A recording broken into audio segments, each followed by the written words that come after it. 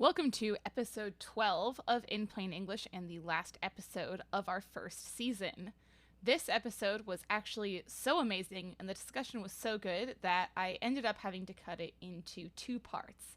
This is part one of this discussion, and part two will air at the beginning of September, on the first Tuesday of September. After that, In Plain English will be back on the first Tuesday of October with the first episode of season 2 of In Plain English.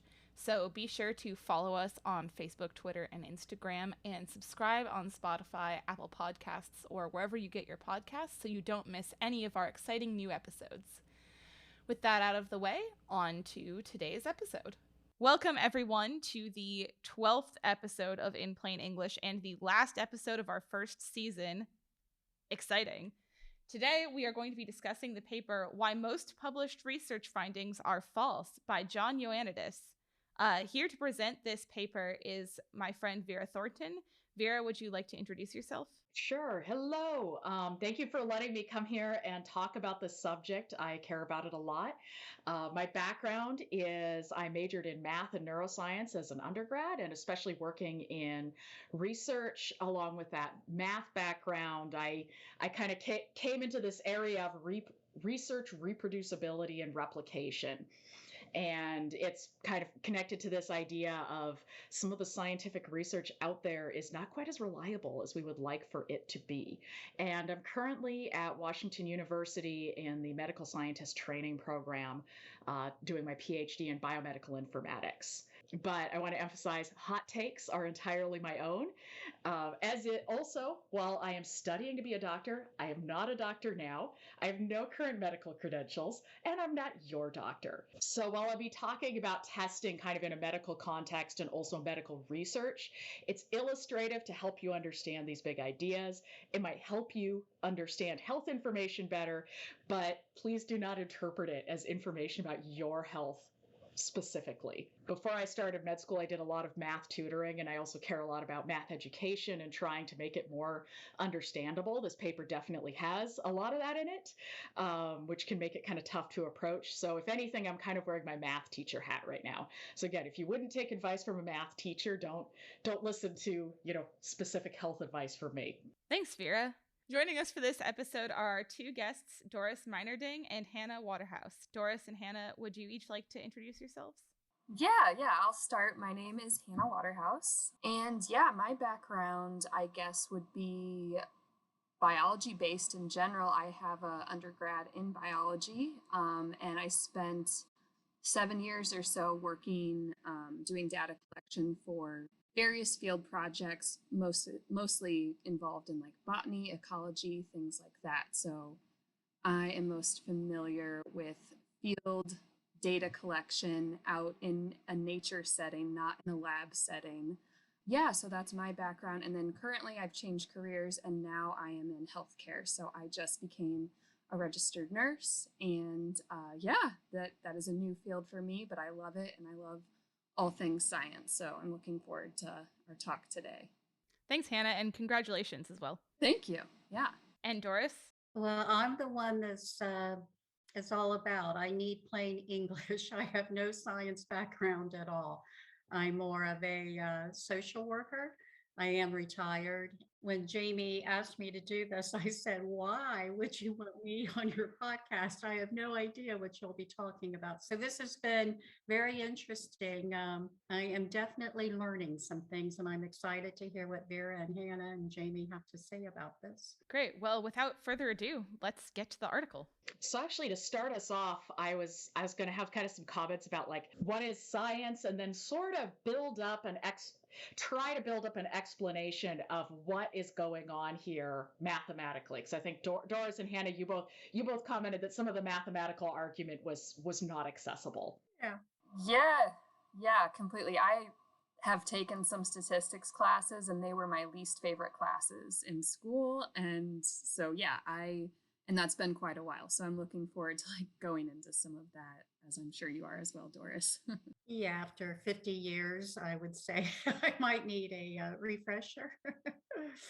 All right. So, I'll try to build that argument up, but at the same time, if you do not follow any of the argument, we still can get into the meat of what are the concerns that this paper is bringing up.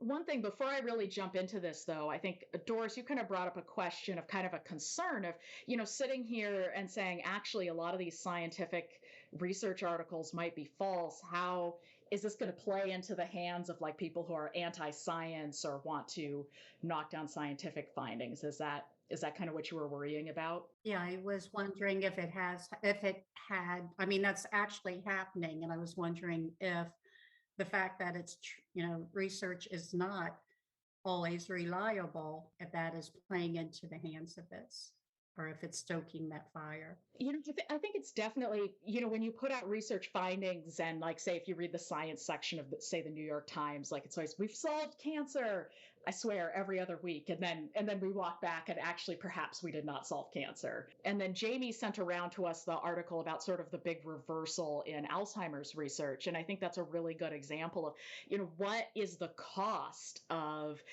sort of doing research and not ensuring that it's replicable and reproducible is, look at all of that time and money that went down the drain on that. And, that's a case where at the center of that, there's perhaps some misconduct, but also even when people are doing science exactly the way they should, there's a lot of opportunity for findings that don't hold up. And I don't necessarily think that people should stop doing, say, really exploratory science, but I do think it would be good if people understood better, what that is and how sort of preliminary as opposed to settled.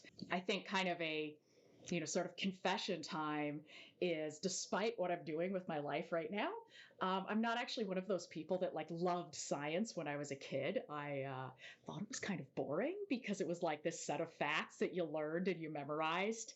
And it wasn't until I got to the college level of doing science that I really was like, no, wait, this is a method and it's a way of finding things out. And it's, and it's happening all the time. And we're revisiting things we thought we knew and reassessing. And then I really liked science, and look where I ended up now. But I think anyone who took this article to mean that that all of science cannot be relied upon would be sort of missing the point. There are real findings out there, but we need to be thoughtful about what we're taking as being a real finding.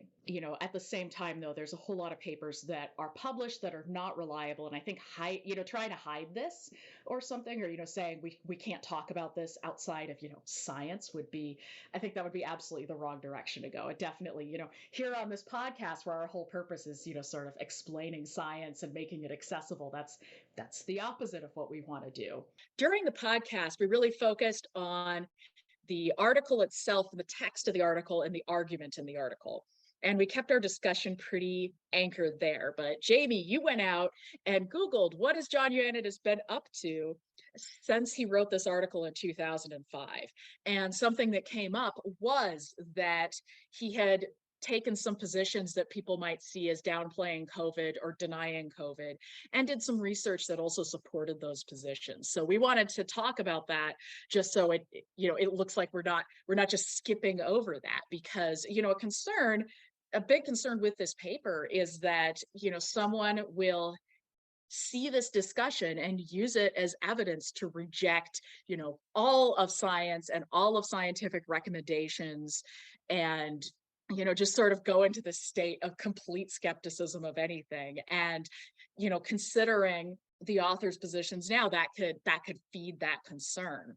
You might say, you spend too long looking into the abyss and you stop believing in science. And I think something that I mentioned sort of during introing this paper was that even if some people might take something in a direction that we find concerning for public health and public policy, it doesn't mean it's a reason to hide it. I think that people should know what's what is going on in science and what are controversies in science, because we're all out here trying to make decisions for our life, not just around COVID, but around really any health decision or other decision that could be guided by science. And it's wrong to withhold information from people that might shape the decisions they make. Additionally, all of this research that gets done, including all of that Alzheimer's work, a lot of that was done with public money through NIH funding or through other public funding or charitable funding. And again, that's people's money. And as scientists, I think it's really important to be open about what's happening with that and do our best to use it in a wise and beneficial way. And when research is done poorly and that's not corrected, I think it harms our ability to fulfill that trust. Something I find as someone who has some background in statistics and is very interested in replication and reproducibility is that yeah, looking into some of these ways that bias slips into papers, things like, well, was this post hoc analysis? Did they really do a power analysis? It can become very easy to, look at any paper that comes out and find, things that I can quibble with and say, maybe they shouldn't really have done that. Maybe they shouldn't have done that. Now, a good exercise for me is always to say, well, Vera, how does your own research stack up? Because, it's hard to do really rigorous, reproducible research. And I am not always perfect. We're all working towards doing this better. But something I really watch for myself is, am I taking this level of skepticism that I bring, and am I applying it equally to things that I like and agree with, as well as to things that I disagree with and don't like? And something to really watch for, and I think for if anyone was using the findings of this paper in sort of a bad faith way, would be that you'd see them applying this skepticism of, oh, a lot of research isn't good. A lot of research doesn't stand up to, research that contradicts their views, and then not applying that same questioning and skepticism to, say, papers that do support what they think. And the fun thing about talking about replication and reproducibility is really, for people on either side of a debate, there's a little bit to feel disturbed about, because it's a huge and disturbing problem. And that's why I wanted to come on here and talk about it, so that more people could become aware that this is something, sort of as a scientist, as a society and a scientific undertaking, needs to be worked on. Yeah, and just finally to add that when you're making decisions about public health for an entire swath of people, there's the science that you are listening to and using to support your decisions, but also a lot of the times in cases of public health like the coronavirus pandemic, officials need to make decisions in a climate of uncertainty and not knowing all of the data. Often what ends up happening, and rightly, is to make the decision that is going to, if, say, the coronavirus pandemic ends up really being really bad and a really big problem, as it did end up doing, making the decision that is going to have more of a good impact, if that ends up being the case, versus saying, well, we think it's unlikely that that's going to end up being the case, so we should just continue with life as normal. And sometimes those kinds of decisions have to get made even when we have this big, wide range of predictions about what might actually happen. One of the findings from psychology that I believe has still held up despite the replication crisis is that people are really uncomfortable with uncertainty. And, that's actually something that's part of doing science is, having uncertainty.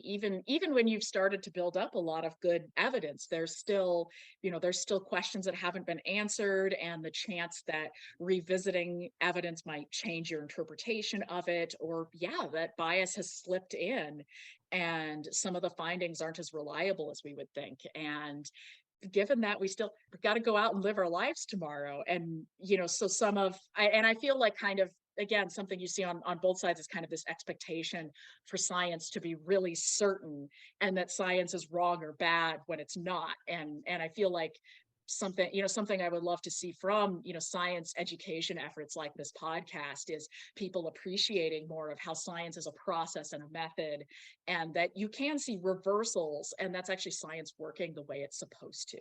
And then if we look at, some of the really harmful misconceptions that are going around, a lot of them kicked off with like a single flawed study that was put out there and never got replicated. So again, some of the harm that we're seeing is because of bad studies that have gotten put out. Yeah, I feel like this study could be used in a lot of ways that will say, hey, science isn't reliable. You can't believe research, and it has a lot of serious repercussions. So being able to perform and have just really sound science and research papers in the future will, just help people be able to trust science again and just trust the process. And it's okay if you don't have any findings from your research. You're proving that your hypothesis didn't pan out, and that's okay. And then you can go on with your research from there and figure out what's really going on with the question that you're looking at. Is it the researcher or is it the person publishing the research that is the bigger problem? I mean, if you're, like you said, Vera, you have to continue doing the research and you have to continue to explore. But when that finding can't be replicated, that's probably a problem, as you're going to discuss based on one of these corollaries. The publisher, that's what I just came to my head was, the person publishing the research, do they not have a responsibility to make sure that what they're publishing actually was, the research was conducted properly? Or Yeah, so I think it falls on, both the researcher to do good science and also, the publication of scientific articles is its whole thing. But, especially people working in science, they'll say publish or perish. If you're not getting your work out there and getting published, it looks like you're not productive. And, then no one wants to give you grants or additional funding to keep doing your work. And for the publishing, there's incentives there too. If they definitely do have basic requirements for, you need to, explain what your methods were. And we're going to get into this framework of null hypothesis significant testing. So a big gate for getting your work published is often that you need to prove it has statistical significance. And it's really led into this sort of I think the article kind of calls out this very narrow focus on a single paper with a single finding that says it has statistical significance. And, and I wouldn't necessarily say that's any one publisher, but it's we've sort of gotten to this place where that's kind of what's done. Again, that it makes it people will sort of chase after this. I want to get my finding to be statistically significant. And journals tend to want to publish things that are new and exciting. So again, there is kind of a push almost sometimes for the riskier stuff because that will be new and exciting. And again, not that I don't think anyone should ever, push the envelope and try to do a new experiment, but sometimes I think there's sort of a pressure to make it sound like it's more certain than it is. And there also can be a lack of disclosure about all the experiments along the way that didn't work because, those didn't have this exciting positive finding. I think, again, something the paper mentions is kind of the importance of negative research early on. And that is, again, the idea of, well, if I set up my research question in a good way, shouldn't it be informative if there is a thing or if there isn't a thing? Ideally, you'd set your question up that way. It's harder to do than you'd think, though, because there's a whole lot more ways for something to not exist than to exist. And it's also a lot harder to prove that you tested all of the ways that you might have detected whatever this thing is that you're looking for. Proving a negative is very challenging compared to finding a positive. So if you're trying to do negative work, it can actually be much harder to come up with your finding and create your paper. And then it's sort of a less exciting paper, like, hey, guess what, guys? This thing doesn't work and there's nothing here. We don't necessarily see that reported in the news. It can be a reason, additionally, we don't necessarily see retractions when, something has failed to replicate, or we don't even see the paper reporting the failure to replicate if there wasn't a retraction. Because it's less exciting to be, oh, wait, nothing to see here, move on. And that's kind of a tough area. And I think a lot of people who have looked at fixing this problem have kind of focused on ways to try to make doing this negative research more accessible to do, more rewarding to do, that you're not necessarily hurting your career to focus in that area, perhaps. So some big area, there's been some, as a result, perhaps not just this article, but this article was definitely a major one. And then additional ones, there's been some efforts done to try to replicate major studies the one I'm most familiar with was in psychology, because I was working kind of in neuroscience psychology space in undergrad. Again, they found not a lot of replicability, even for very big studies that had a lot of influence on the field. And then there's been a push also. I think one place, Open Science Framework is one, perhaps we could link that, where they're focusing on getting people to pre-register their studies. So again, that you wouldn't have this tendency of, oh, I did an experiment and then nothing came of it and now I'll never talk about it again. No, it's pre-registered and the results will be published in the journal whether or not you found something. And so that's a direction people have been going to try to address this. But it's an imperfect process. And as this article came out a while ago, and I think one of the questions you had was, well, what has changed as a result of this article? And, while there's these efforts underway, it's not like we just turned around and fixed all these problems the day after this came out. Yeah, I guess I just find it interesting, like, not finding results isn't as exciting for publishing. And it's so interesting how, you want to make something readable and exciting for people in the field to, be interested in. But, I think I have the impression that, like, if science is done well, it's not always going to be like front page headlines. Sometimes it's kind of monotonous, and there was a lot of talk in the paper about like bias too, and just how that bias can steer or alter the research that you're doing. And I don't know, just some of what you were saying just made me think of all these different human factors that play into something that's supposed to be very standardized and replicable, and how that can influence the studies. So I guess that's something that would be interesting to talk about further down the line as well. It's just all the bias is kind of interesting to me. Scientists, we're trying to be very systematic and precise, but scientists are human, and make human error happens. There's money is one thing that can distort a field, but people they get very invested in their work. Like if I have a big finding and it kind of is the basis of my career, how welcoming am I going to be to say evidence that maybe that wasn't as big a deal as I thought it was? People get very, very invested. It's reasonable. We all do, but it's definitely part of science too. Maybe I don't understand the publishing. It seems to me like a science journal. It's a science journal. Are they making money off of what they're publishing? Is that why they need exciting stuff? Because then people will pay for what? Oh yeah. That is maybe the problem. It should be purely for science. Okay, I understand a little bit better now. Yeah, I was just thinking about, in a way, it's sort of like, I think of it like a newspaper, and they should have like journalistic standards, that sort of thing, and before they publish a paper. And it just got me thinking, like, what are the regulations or rules or laws involved in a lot of this? And Jamie, when you sent that article about the Alzheimer research, I remember at the end of the article, there was something about a government organization that has research oversight or something. And I was like, oh, so there is some sort of format or, place for that. But I don't know anything about that. So Jamie, do you want to tell why you only pick open access articles for the podcast? The science publishing industry, and it is an industry, can be very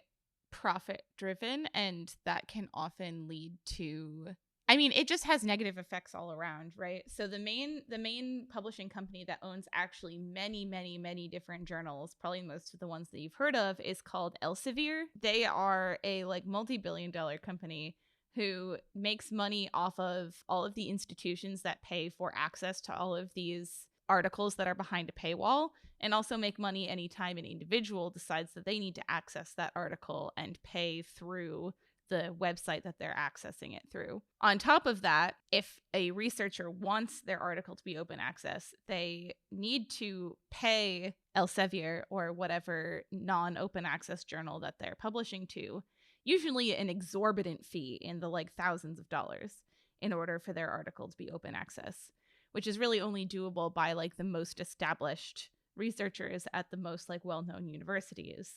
Most researchers are not going to be able to pay exorbitant fees in order to have their work be open access in Nature, for example. And then there is, so to kind of get to the question of also like what are some of the safeguards that are in place, there's a review process where a paper that someone wants to publish is sent to a few other scientists that are generally in that person's field, and they review the paper. They look at the person's methodologies, they look at their findings, they look at the like figures and everything, and they kind of, you know, go through it with a fine-tooth comb and see like, was this done rigorously? One of the issues with that is that the journal also doesn't pay those people who are doing reviews. They are doing it because it's like a professional expectation, basically. There's a lot of nonsense going on there, and it's not to say that like the review process does not like pick up on a lot of issues with papers that are submitted, but also they're not getting compensated for their time, and they have a lot of other stuff to do because these people are also scientists, right? They have also their own research to be doing. So unfortunately, a lot of things can slip through the cracks. There are efforts to reform like some areas of this. So I only pick things from open access journals, partially so that you all, the audience, can read them, because otherwise I would either have to ask the author for a PDF, which could take a while to get back, or it would be locked behind a paywall, which would suck. That's also partially like ideological, that I don't want to be supporting the idea of science being behind a paywall. And so in the little way that this podcast can, it is like propping up science that is actually published in open access journals. Yeah, that's a lot. That's a lot to go through. And I feel like I remember in college, my one professor, she was like a herpetologist or something. And I think she was on some board or panel or whatever you might call it for a small research publisher related to like herpetology or something. But yeah, not getting paid for it, I think yeah, you're busy. I think kind of getting back to that idea of, well, isn't there some kind of like rule that you can't just publish whatever you want to publish? Is, so definitely so there's a hierarchy of journals. And, Jamie was mentioning like, oh, you might get something published in Nature. That's one of the, very high status ones. So like if you get your research published in a high status journal, that makes you high status. So that's what everybody wants. And then there's kind of a hierarchy. And I would say, so in addition to making money, journals want to maintain their status. So like, even if we took money completely out of it, being my journal's better than your journal is never going to not be motivating to people. And one way they maintain status is by, having standards for what they publish. But part of those standards are like methodological things, or are you doing this research in a good way? But another part of it is that there is kind of that drive to get, the hottest, newest, most exciting thing out there. And again, and I think I already said this before, but, not that people shouldn't be getting that most exciting, newest thing out there, but perhaps there should be more caveats on that when you go to look at that journal article. Because again, somebody who manages to get through the paywalls and gets to the journal article, if they're just looking at that one, they could be like, wow, this says all these things. And then, if you're someone who's in the field and knows more of the context, it's like, this was a really neat experiment, but we need to repeat it a lot more before we're really confident that this means what we think it means. Yeah, and I think of, I don't know, I guess just the damage that can be done when we are sort of like quick to publish and quick to take like one study to define a certain field or finding. Like, I just think of I don't know the exact study, but it was the one related to autism and immunizations. And that was just one study as far as I know. And I just am like, how, first of all, how did that get published? And the repercussions that had further down the line. And it just makes you wonder about other research that's been published that we all base our reality off of, essentially, and other researchers might base their research off of. And it makes me think of, like, yeah, it's just it alters a reality in a sense. So I think of, like, say someone published a research paper long ago talking about gravity and whether it exists or not, and it was wrong, and then we base our whole lives thinking that gravity doesn't exist or something. You know what I mean? And Is the world it round or flat? Yeah. yeah, it's like it can really alter your perception of whatever the field might be in some, like, integral important ways of just conducting further on research, which kind of goes into this Alzheimer article that we were sent as well. So Yeah, and that, like, that Alzheimer's, potentially, I'm imagining the poor sad grad student right now who's trying to replicate part of that experiment, and it just never worked for them, and they couldn't figure out why. And that never got published until now we're having this big reckoning with it, because there's not a really great system for trying to get your, less exciting, but hey, I'm just going along replicating things, work published. And yeah, the story I heard about the MMR vaccine paper is, it was Andrew Wakefield, and he did a experiment that was debatable, and he had a very strong financial interest for finding a result. And then I believe believe it was the Lancet. The main support for that was because it's interesting and it will spark debate, basically. And and okay, you want to be the journal of, extremely sus findings, but come with a headline that says this is the journal of extremely sus findings, and not not putting it out there. But sort of, for a lot of people, the fact that something appears in the Lancet makes them believe that it's very reliable. Let's see. So we talked a little about the paper and kind of getting into the paper, but I did want to walk through this. Let me have a go at explaining the math, and we'll see how it goes.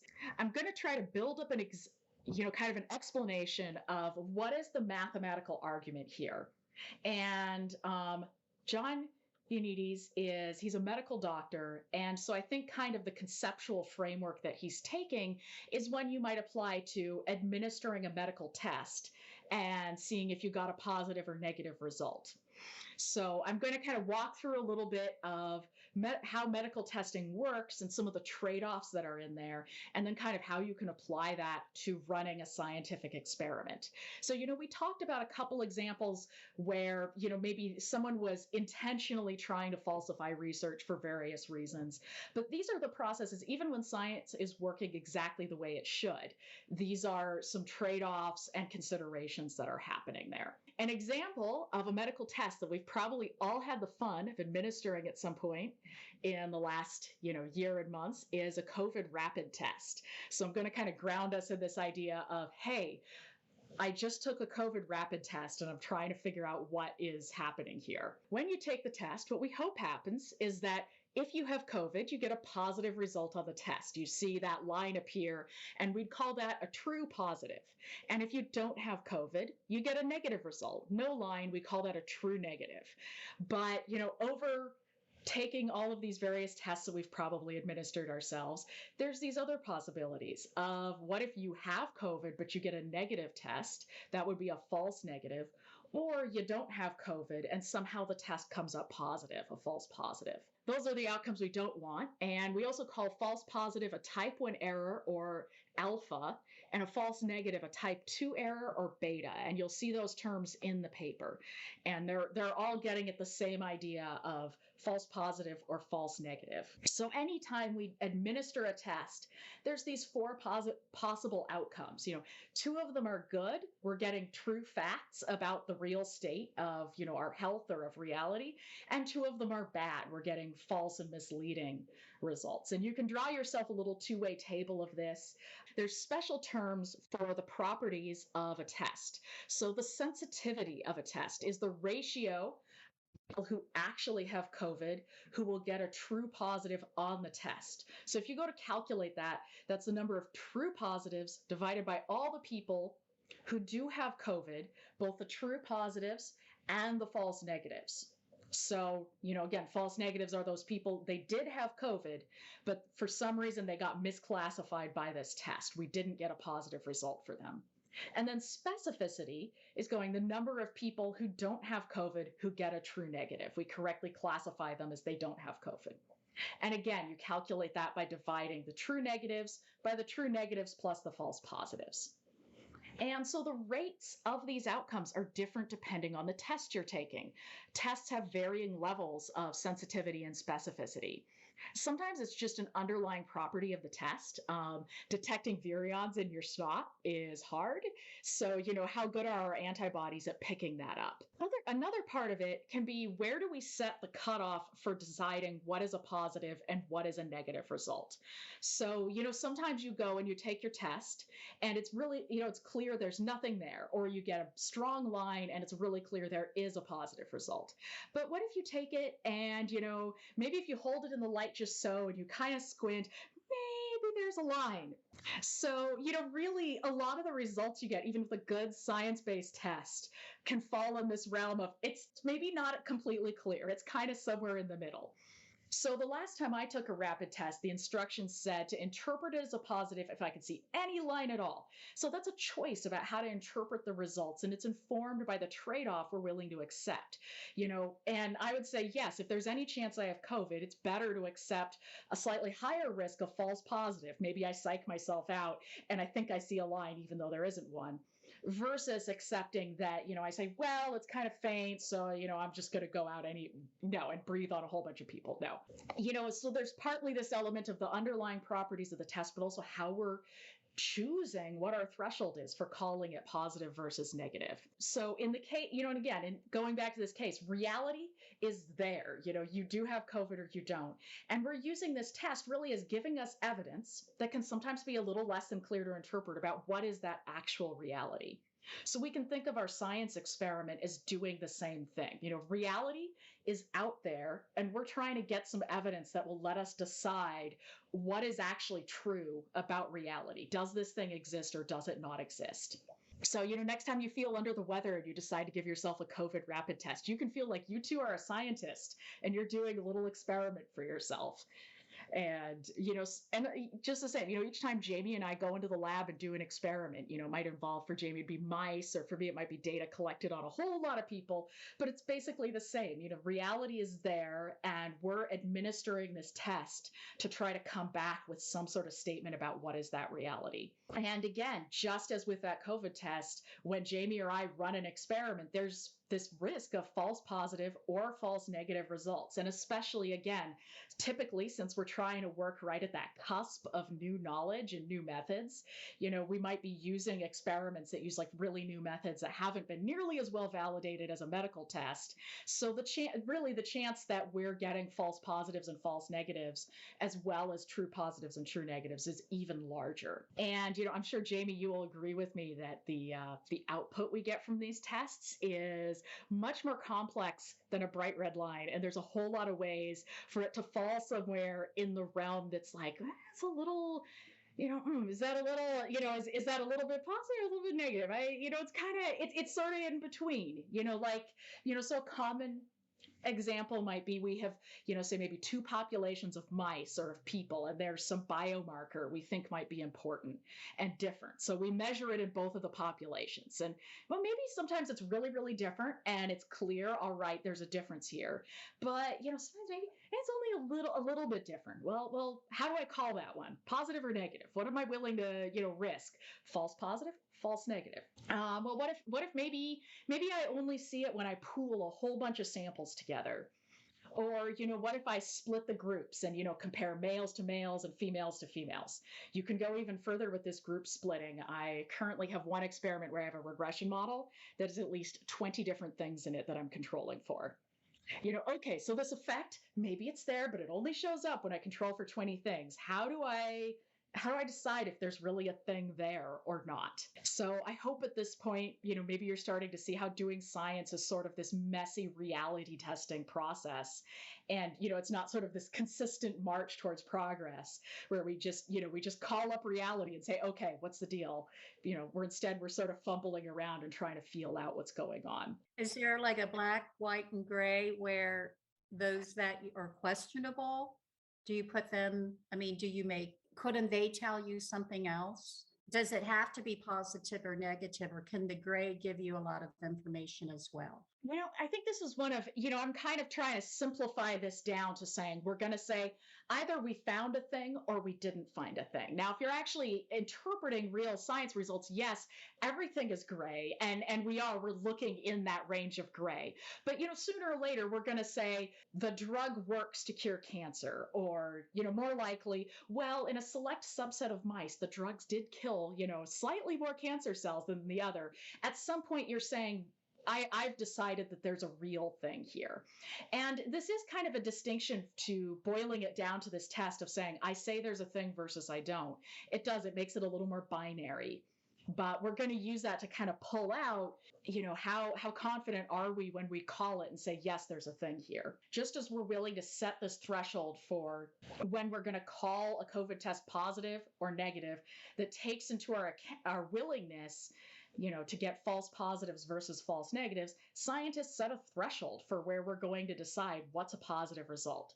And when we do that, we use this mathematical concept called a p-value. What do you know about p-values, Doris? Just that I've read a lot of them.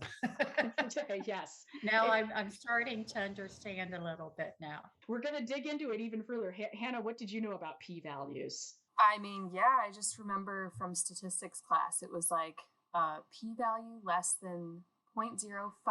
It was like, yay, good. It's, statistically significant. Honestly, I probably knew at some point why, and I don't know why anymore. It's just what they told me. And that's what a lot of people are doing. Let's see. So let's see. Does anyone here know why it's that? So 0.05 is generally the magic value. Many journals, if you can get your p-value below that threshold, they'll say, all right, good to publish. Does anyone know why we came up with that value? Why is it that and not something else? Well, we're scientists, right? We should have conducted multiple studies to, figure. No, it's historical. A dude named, Ronald Fisher wrote a math textbook sometime in the 1940s, and he said, well, 0.05 seems like a good value, so let's do that. And we still do. Yeah. So this is why this notion of using. So this is another big area of this idea of relying as heavily as a lot of science does on the p-value is perhaps not the best path forward. And again, something you'll see in these, reproducibility and replication pushes is also a goal of, not applying it in such a rigid way. So I am going to dig in a little bit more to what is a p-value. So the concept of the p-value does not mean what a lot of people think it means. So it exists inside this kind of conceptual framework called null hypothesis significance testing. And the way this works actually can feel kind of backwards. So I say there's some kind of claim about, science that I want to make, this effect exists. Well, then I back up. And I go and I assume the opposite and start from there. This claim is false. This thing does not exist. And we call that the null hypothesis. So then I come in and I predict, given that this null hypothesis is the true state of the world, what will the results of my experiment be? So, if I suspect I have COVID, well, then I'm going to go back and I'm going to assume that, no, actually, I don't have COVID. What is my test going to look like? Well, there's going to be no second indicator line showing up. or depending on what you're doing, my cells will not glow under the black light, or, the levels of this biomarker in my mice will not be different. Then I do my experiment and I get this result and I compare it to what I predicted. So the p-value is actually a measure of how surprised I am that I got this result, given my assumption that nothing ever happens, nothing is going on, the world is gray and flat and nothing occurs. Oh wow, a thing happened, how shocked am I? And a lot of people, they'll hear p and they'll think, oh, it's the probability that the results are true, or something like that. That's not at all what the p-value is. It's this, I think kind of the best way to think of it is it's a measure of surprise. How shocking is this? So there can be varying levels of how surprising a result is. So an example that statisticians love to give you is flipping a coin. So another fun fact about statisticians is a lot of people who did early work in statistics were very into gambling, because who else cares so much about the results of coin flips? If this guy came to our gambling game and he brought a weighted coin that's not fair, I want to be sure of that, and then I'll challenge him to a duel at dawn with pistols. And so the recurrence of coin flips, as they're a simple example, but that's also a reason why they have the frequency of occurring as example that they do. So let's say I have a quarter and I'm suspicious of this quarter. I think that it gives heads more often than it should. So then my null hypothesis would be, actually, no, the quarter is totally fair. There's no difference, nothing to see here. So that would predict then 50-50 ratio of heads to tails. So I set out and I start flipping my coin. And if anyone is listening and has any kind of coin, you can play along with this experiment. And so most of us flipping away with our coins at home will get probably about a 50-50 split. But, a few people probably get like 60-40 or 70-30 or something like that. Well, that's, a little surprising, but it's not, it's not shocking that would happen, especially if you didn't do a lot of flips, like if you only did 10. I don't think it's inconsistent with my null hypothesis yet. I am insufficiently surprised. But what if you got like 80-20? Maybe a little more surprising, but again, if you didn't do many flips, not shocking. What if you flip the coin all day and you only get heads? Okay, now that is very surprising given our null hypothesis. So now we're saying, okay, this is sufficiently surprising. The probability of this occurring given the null hypothesis is really, really low. So I'm going to say maybe this is statistically significant now. So if we're doing a scientific experiment and we get a result that's sufficiently surprising, we'll declare it a positive result, say it's statistically significant. Now, the thing is, notice there's a fine distinction here of I'm not actually saying my claim is true. What we're able to say as a result of this whole, testing framework is we can reject the null hypothesis, because we showed that it's inconsistent with the evidence that we obtained. But there is kind of that distinction of we're rejecting the null hypothesis is not quite the same as proving that my claim is true, but we go forward with it anyway. Yeah, so we take this p-value of how shocked do I need to be, and we set it for p is less than 0.05. So what that works out to is I am allowing that 5 out of 100 tests I perform will be a false positive when I take this value. What do you think about 5 out of 100? What do you think about that number for the false positive rate? That's pretty low. Yeah, so they're, in science, we're saying I'd rather kind of err on the side of not letting findings through that I don't think are true. But still, 5 out of 100, how many science experiments do you think got done in the past year? Millions. Yeah, millions. So even at that 5 out of 100, it can be quite Jamie and I, we get super, super excited when we hit that threshold. We're like, yes, our results are significant. We can publish now. But, at the same time, 5 out of 100 spread over all of the studies that get done. This is good people doing science to the best of their ability, and just we have to set the threshold somewhere, and it's going to let a few through. A question I'll sometimes ask people is, well, why don't we make that threshold even more stringent? Why don't we do that? And the answer is because, well, eventually we would just decide to never believe anything at all, and we would just slip into some sort of, philosophical state of, I don't believe anything ever. So, you have to choose a point where you say, okay, I think this is enough evidence. I'm going to go forward and believe that you proved there's a thing here.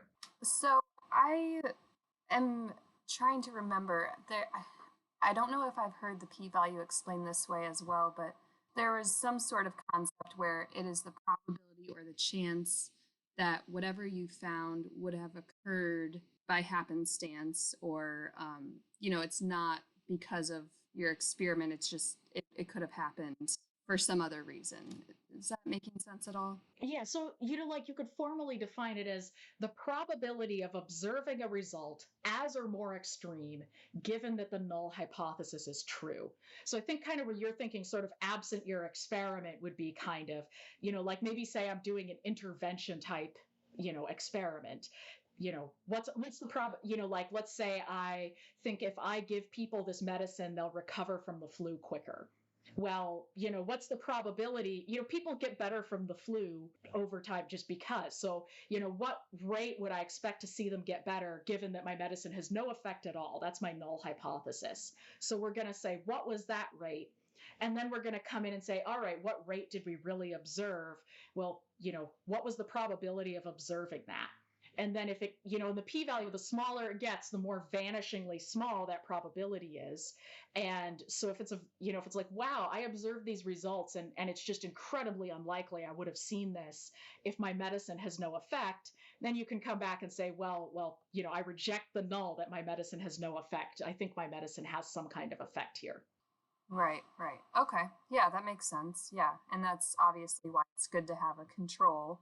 Yep, that is why it is essential to have a control, because yes, the bane of conducting a lot of experiments is, let's see, well, there are many of them, but a big one is placebo effect. People will just, because they came into the hospital and saw folks in white coats, they'll say they felt better. And also just regression to the mean, kind of returning to whatever state you were at. That will tend to happen. So control group is really essential to avoid that. We're returning kind of now, we explained what are p-values and kind of a little bit of why, like they have their place, but also why they can lead to problems. So for the next part of the mathematical argument, we want to go back to the COVID testing example. So we talked about sensitivity and specificity.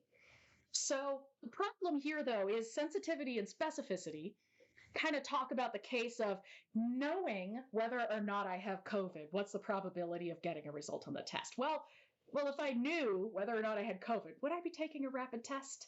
We're sort of starting from the wrong place. Where we really are is I'm standing here with this test I just took and it has a positive result. And I want to know, well, what's the probability that I actually do have COVID? So, out of everybody who gets a positive test, how many of them actually have COVID? So we call this the positive predictive value. And that's calculated as the rate of true positives, people who have a positive test who also have COVID, over true positives plus the false positives. And again, different tests have different rates of getting, false positives. Now, the real wild thing is positive predictive value changes based on the underlying prevalence of disease. So I could have the exact same rapid COVID test sitting in my drawer at home, and the positive predictive value from that test is different depending on whether I take it, say if there's a big COVID surge in my area, versus if I take it when I've been sitting at home by myself for 2 weeks. This can seem, it's like, but wait, these are numbers. But yes, so the thing is, because positive predictive value, it depends on both this true positive and false positive rate. If you increase the number of people who truly have COVID, the true positives will go up without really changing the level of false positives. So if you think about it, again, mathematically, your numerator is increasing a lot while your denominator is not increasing so much. And this also is the answer to, it's 2022. When I go into the doctor, why don't they just have me walk through a scanner and just scan me for everything all of the time? And it's because if I'm not in a group of people that actually has a high prevalence for whatever they're checking for, I'm actually far, far more likely to get a positive result. And this positive predictive a positive result that's a false positive. So this positive predictive value is really poor in people where there's no suspicion of an underlying disease. I feel close to understanding it. And I remember hearing that before with COVID and testing. Let me give the COVID related example. I think I wrote that down, which will help me. And I explained kind of mathematically, the numerator is increasing more than the denominator, but you can also kind of approach it in a common sense way. So if there's a high rate of COVID cases in your community, and you had to go out somewhere where there were a lot of people, and you take a rapid test, you get a positive result, you're pretty much like, okay, that kind of confirms what I thought would happen. You probably accept it pretty easily. Versus, again, if you've been sitting at home by yourself, there's no reason to suspect that you've been exposed to COVID. If you take a rapid test for some reason and it comes back positive, you're kind of like, that is weird. I don't know if I quite buy this yet. Maybe I'll go take another test. So this is when we're kind of the math lines up with sort of that intuition of, if there's a really, high rate of something and I get a positive test, that's more predictive than if the chance of me having this condition was really, really low. And then I took the test and, well, okay, maybe I'm a little more concerned, but I don't know if I quite buy it yet. So we see this when, say, you're being tested, for really any test you might get if you go in to see your doctor of, they might give you an initial test, but especially if your risk of having whatever it is wasn't that high, they're probably going to follow it up with another test rather than just saying, oh, yep, one positive, we believe it. For anyone who's starting to get really freaked out because I'm talking about these tests we rely on, sometimes you get false positives, sometimes you get, false negatives and stuff. Mathematically speaking, the probability of getting multiple false positive results in a row gets exponentially smaller with each test. Same for false negatives. So, you take the small chance you got a false positive or false negative the first time, multiply it by the small chance you got it the second time. So if you're concerned at all, repeated tests is the way to go. Again, I'm speaking while wearing my math teacher hat. And not to get too far ahead, but this is also why doing replications of scientific studies is so important. Again, that there's that risk that we get a false result the first time, but if you continue to repeat the study, that risk goes down exponentially.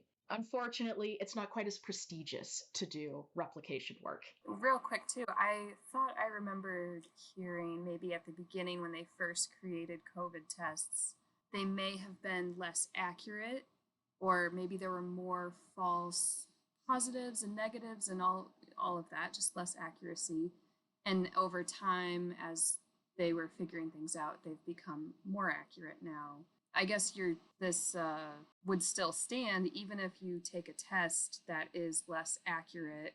If you take it multiple times, the likelihood of you being actually positive or actually negative is still going to be pretty accurate. Like, if you take it enough times, the chances of you getting a false negative all the time, or whatever it might be, a false result, is going to be less common. Yeah, if you have a test that works at all, but maybe it has kind of a high, false positive or false negative rate, the way to try to overcome that is to do it multiple times, because then, worst case, you do it like the coin flip, do it 10 times, see if you got an 80-20 split versus a 50-50 split. Yeah, okay. And this applies, it applies to tests that are maybe very new and not as well tested. And even the tests we might consider a gold standard, there still is this, false positive, false negative rate. But for a gold standard test, that's generally a test where those are very small and you can be really confident about the results. All right, so back to positive predictive value though. So we talked about when you do the test and you get a positive result, you can calculate the probability that the thing you tested for is true or not. So, and that changes depending on the prevalence of cases. So a big argument in this paper is that we should apply this kind of thinking to the about prevalence of true cases to scientific experiments. So, a lot of the time we do an experiment, we report, did we reach statistical significance or not, positive or negative, without really a lot of context on, was I confirming that gravity works, or was I testing like the very newest, most cutting edge thing? And, if you think about it, well, one, there's a lot more perhaps examples or things to detect that would have given a positive result than in some of the others. An example might be of a case where there's very few true positives, might be some of, say, the genetic studies where we're looking at all these different possible genes and saying, is there an association with a trait? Really, there's so many genes that we're testing, and any single one of them, actually the probability that there's a true association there is pretty low. So in that case, shouldn't we factor kind of that idea about the prevalence of true findings into our interpretation of the positive or negative result of the experiment? So that's this R value that Ioannidis introduces. So in table 1, he's showing us how that can kind of be incorporated into this thinking about, well, okay, given my experiment, how confident am I that this effect or thing is real? He's saying you should kind of incorporate what you know about the prior probability of that thing being real. And that's not currently generally done.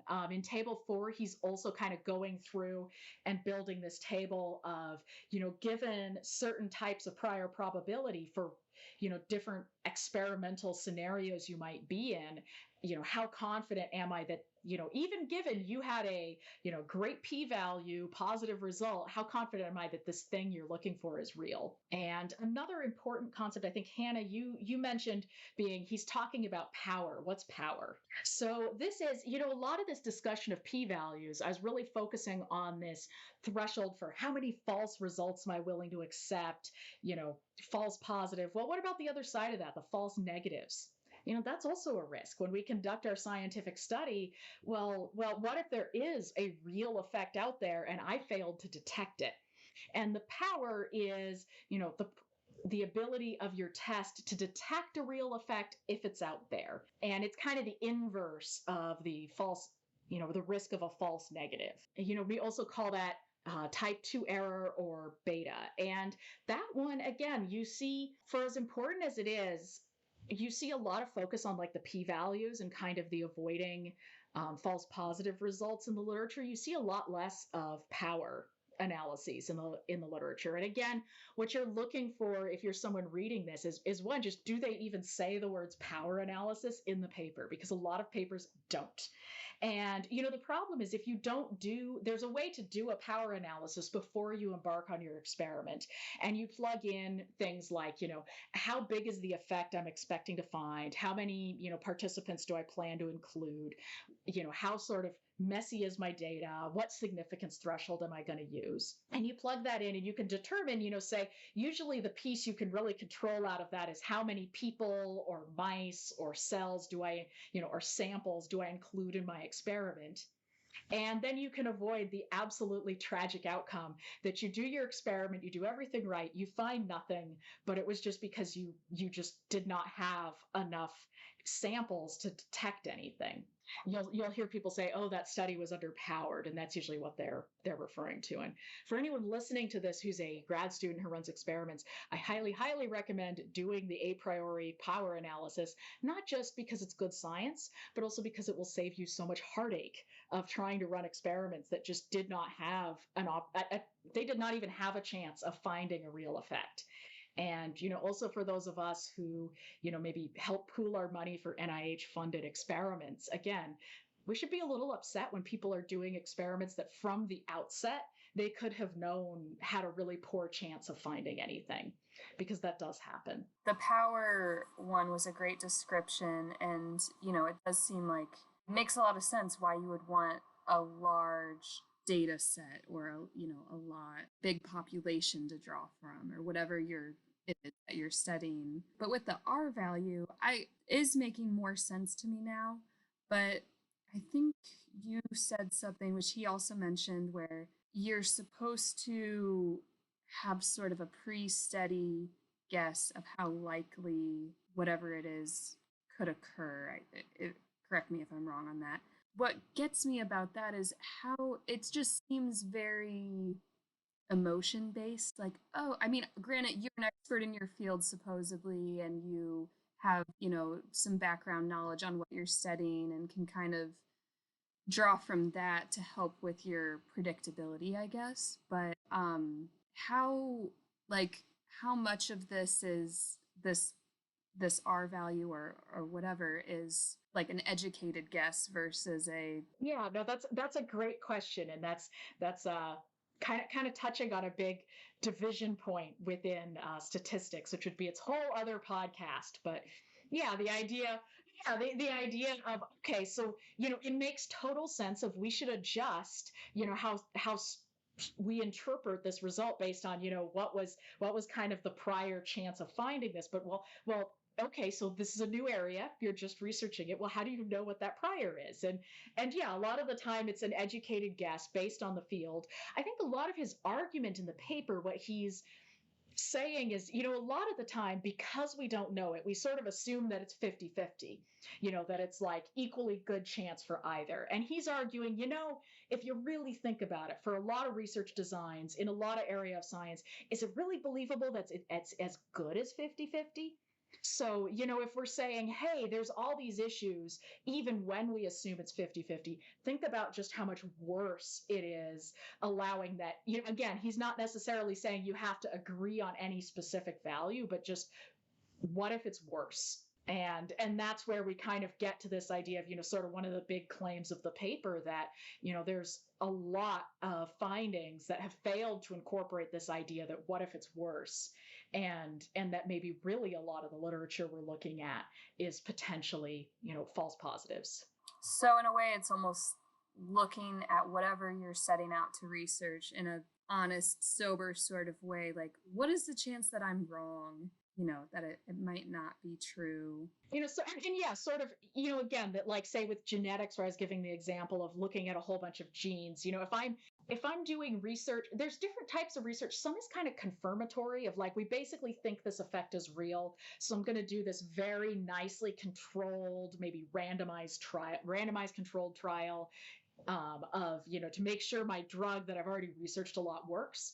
And that's one where, maybe we could sort of start to assume 50-50. But when we're doing sort of exploratory research of like, I'm going to just scan the whole genome and see what turns up, that's one where I think, saying, okay, yeah, it's probably less than 50-50 that, I'm going to turn something up is starts to become reasonable. And then, what he goes on to do in some of the other tables of the paper is, again, kind of getting into things is we talked about bias as being, again, a factor that can come into this and distort it of, so, hey, we're already worried about science itself. There's this, false positives happen, especially if we don't do replication studies. And then, what if the researchers have bias? And we got into this a little bit in the early part of our discussion, talking about, there's financial biases, but there's also a lot of just, if I believe that a thing is true, I want to find it, just being human. It's easy to want to find the thing you think is out there.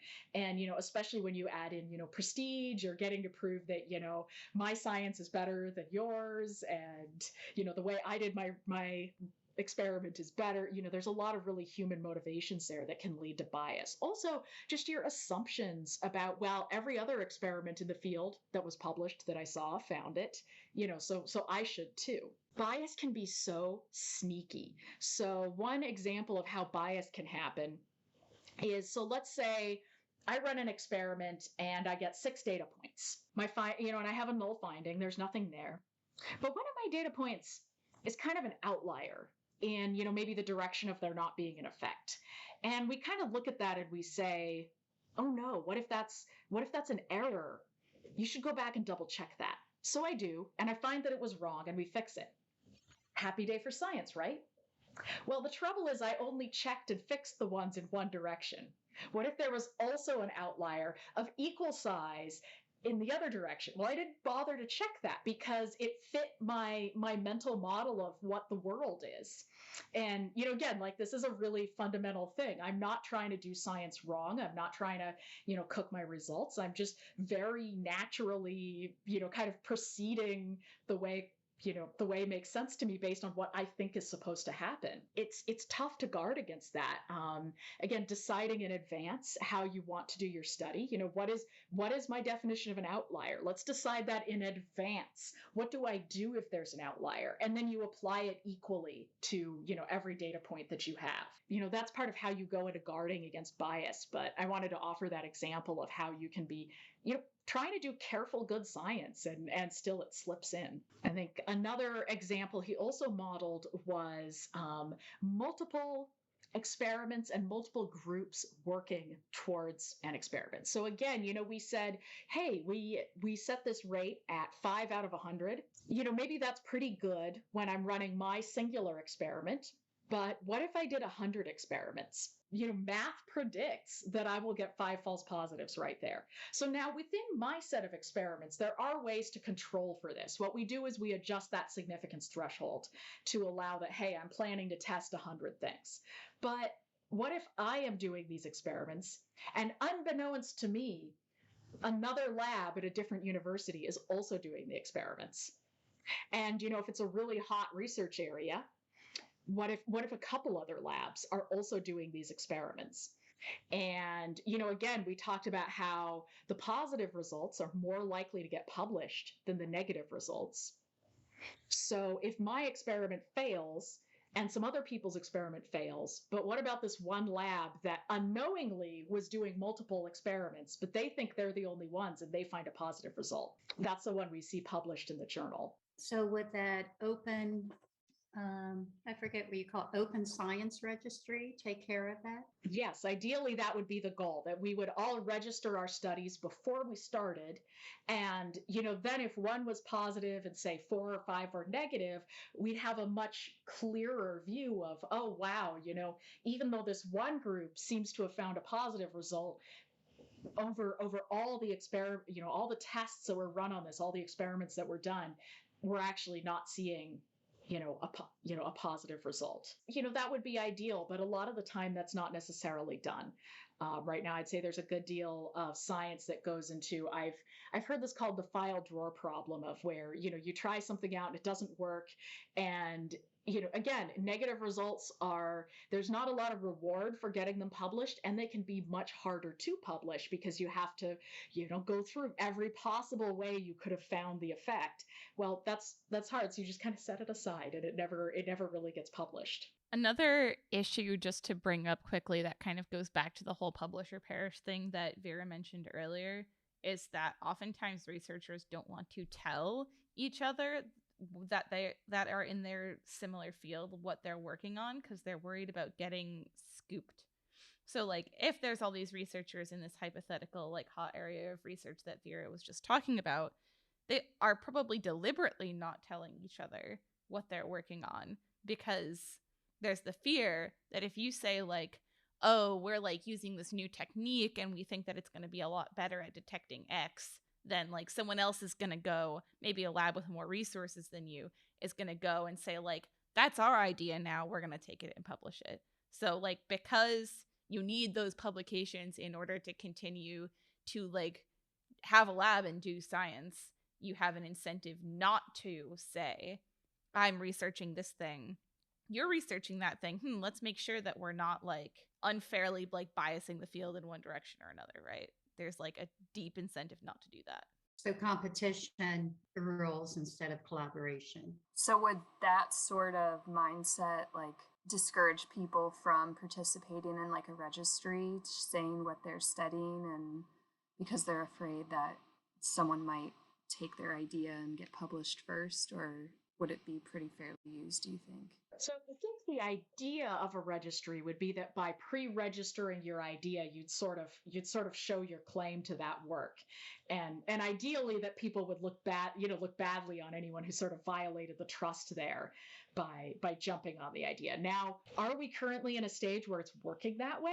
I don't know. I do know there have been people who are pre-registering their projects, and in some cases it is because they're doing like replication work and things like that. But I'm not really sure that it's like trickled down to the degree that like lots of researchers feel totally safe and comfortable, putting everything out there on a pre-registry. Gotcha. So it's just sort of starting out, and hopefully it'll become more commonplace. Well, will it become more commonplace unless big people like NIH says you have to do this in order to get money or funding? I mean, I feel like that would be an effective way of doing that. It definitely would really put those incentives behind doing that sort of thing. I think something that's notable is, this paper was published in 2005, and I would say, we're working on these problems, but we're definitely, it's definitely not like this has been fixed. Thank you for tuning in to part 1 of episode 12 of In Plain English. Again, part 2 will be airing on the first Tuesday of September. We have been discussing the paper Why Most Published Research Findings Are False by John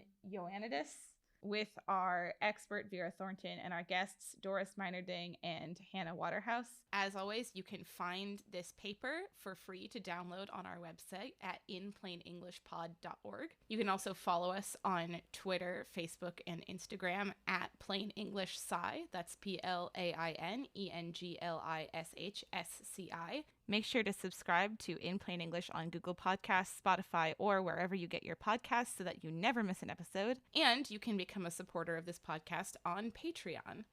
Thanks again for listening, and tune in next month for part 2 of this discussion on In Plain English.